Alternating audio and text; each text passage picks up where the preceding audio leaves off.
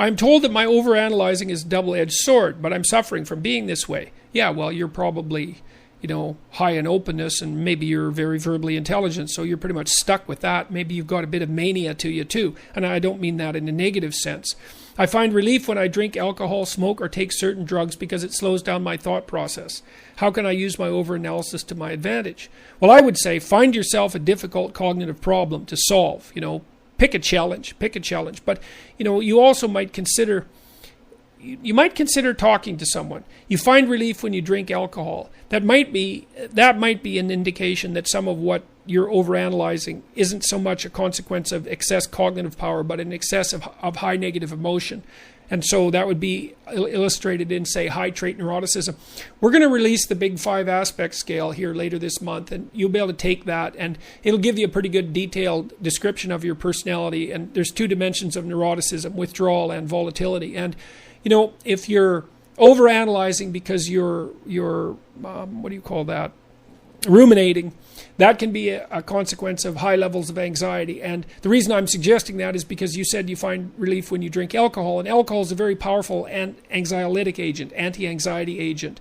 And so lots of people who have high levels of anxiety do ruminate, and so overanalyze, let's say, and they find relief when they drink because alcohol is a primary anxiolytic, like Valium, like benzodiazepines and barbiturates.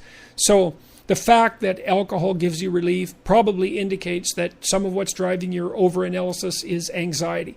And then you could, exercise can really help with that. I would also recommend, this is something really to think about, I don't know what your eating habits are like or your sleeping habits, but if you are an anxious person and that's manifesting itself in, say, neurotic overanalysis, there's 2 things you can do very rapidly, 3 things really, that will help quell that.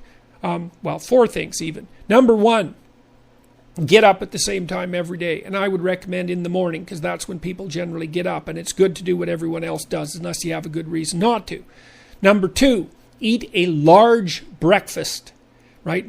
Keep it carbohydrate light. Don't eat toast and and Fruit Loops. That's not going to do the trick. Make it fat and protein heavy, and eat more than you want. You might say, I'm not hungry in the morning. It's like, this has nothing to do with what you want or what your appetite is. It's like, you need to eat in the morning. If you're an anxious person and you don't eat in the morning and then you stress yourself out, your body hyperproduces insulin. It takes all the blood sugar out of your blood, and that dysregulates your metabolism for the entire day. You can't reset it till you go to sleep at night. And I've had lots of anxious clients who would say fall into the overanalytic category, who were like virtually cured by eating a large breakfast every morning. I would highly recommend that. You could try some physical exercise. Weightlifting is really good for curing anxiety. Another thing you could do, as I alluded to earlier today, is to make a schedule and start attending to your daily micro routines. So, you got to figure out what your overanalysis is. It might be cognitive, like maybe you have a very active mind, you're fast verbally.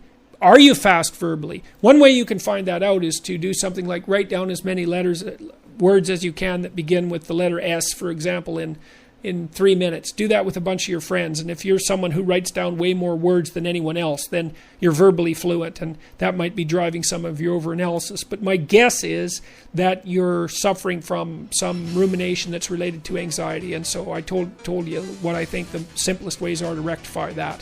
So I hope that works out for you.